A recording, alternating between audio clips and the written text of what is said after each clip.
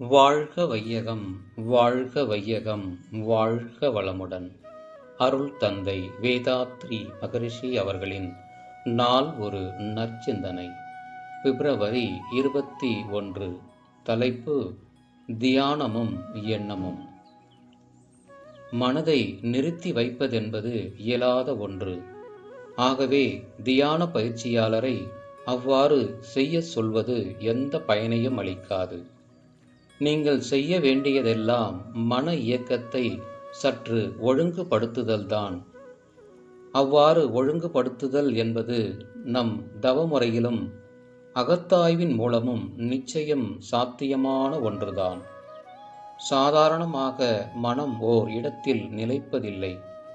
ஏனெனில் உணர்ச்சி வயப்பட்டும் வேகமாகவும் செயல்பட்டே அது பழகிவிட்டிருக்கிறது.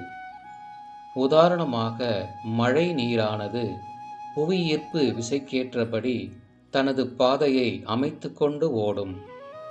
மீண்டும் மழை வரும்போது அதே பாதையின் வழியாகத்தானே ஓடும். அது வேறு திசையில் செல்ல முயற்சிப்பதில்லை. பழைய அதே பாதையிலேயே செல்வது அதனுடைய தன்மை. மனமும் அது போன்றுதான் செயல்படுகின்றது.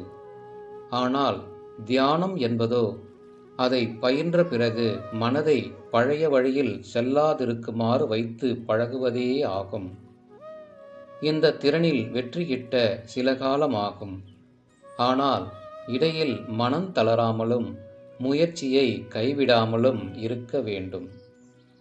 மழை நீரின் வழியை மாற்ற வேண்டுமானால் அதன் ஓட்டத்திற்கு மாற்று வழி ஒன்று தயார் செய்ய வேண்டும். நீர் முழுவதும் அதில் திரும்புமாறு செய்ய வேண்டும். அதேபோல் தொடர்ந்து தியானம் செய்யும்போது மனம் நுண்ணிய நிலையை அடைந்து விடுவதால் புதிய பாதையில் திருப்பிவிட மனதினால் முடியும். அந்த பாதையிலேயே ஒருமைப்படுத்தவும் முடியும்.